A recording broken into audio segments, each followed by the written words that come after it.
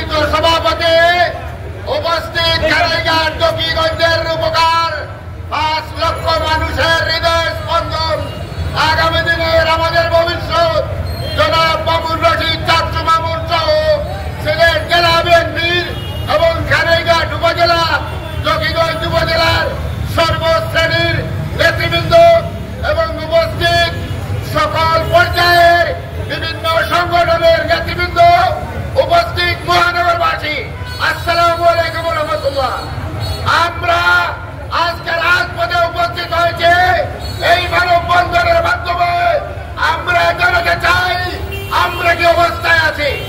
আমরা কারাইঘাট জকিগঞ্জের মানুষ, এত নিগৃহীত নিষ্পেষিত সরকার চলতেছে, উপদেষ্টা পরিষদ সরকারের অস্থায়ী সরকারের নেতৃবৃন্দ মন্ত্রী পর্যায়ে সচিব পর্যায়ে দেশ চালাচ্ছে।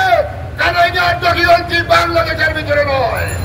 আপনাদের কাছ থেকে জবাব চাই, 5 লক্ষ জনগণ কি ট্যাক্স দেয় না? গাড়ি নিয়ে রাস্তায় বাইর হয়, গন্তব্যে যাওয়ার রাস্তায় যে ওয়ার্কশপ কোথায়, গর্ভবতী মাকে হসপিটালে নিয়ে যেতে রাস্তায় বাচ্চা প্রসব হয়ে যায়। একদিনের ব্যাপার নয়, গত 17 বছরের নিত্য নৈমিত্তিক ঘটনা। এখানে কি সরকারের অনুযায়ী আছে নাই? এসে চিলমাকে আমরা এমপি যাদেরকে পেয়েছিলাম, এরা এমপি নামের কলঙ্ক। এদের মাধ্যমে এখানে আসা নাই, টাকা চলে যায় মালয়েশিয়ায় এবং সিঙ্গাপুরে এবং কেরালায়। যদি আসতো রাস্তাঘাটে এই ঘটনা হতো না। আমাদের হসপিটালে কারাইঘাট জকিগঞ্জে হসপিটালের রুগী নিয়ে গেলে ডাক্তাররা বলে কুইক মেডিকেলে চলে যাও, উসমানীতে চলে যাও। কেন এইগুলা কি কষ্ট সরকার দেয় না? আমরা এখানে অসংখ্য স্কুল কলেজ মাদ্রাসা আছে, ছাত্র ছাত্রীগুলা যাইতে হবে তো মাদ্রাসায়, কিন্তু যাওয়ার কোনো পরিস্থিতি নয়।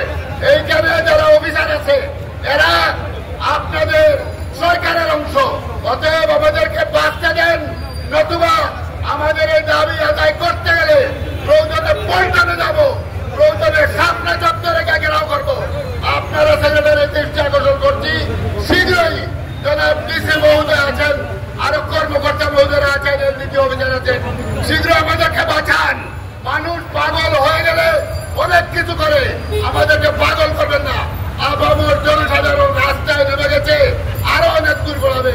আজকে যাওয়ার উদ্যোগে যে মানববন্ধন হচ্ছে, ইনশাআল্লাহ আমরা সেই মানুষকে নির্বাচিত করে আমাদের আশা আকাঙ্ক্ষার মানুষের যেটা রয়েছে সেটার অভাব পূরণ করবো ইনশাআল্লাহ।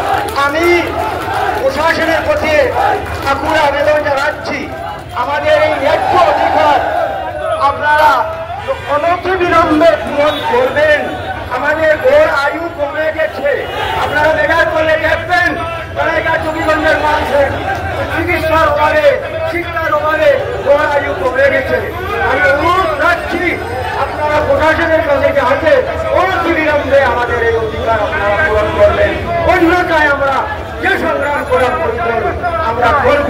আমরা রক্ত দিয়ে দেশ স্বাধীন করেছি, আমাদের অধিকার অবশ্যই আছে, আমরা আদায় করে ছাড়বো।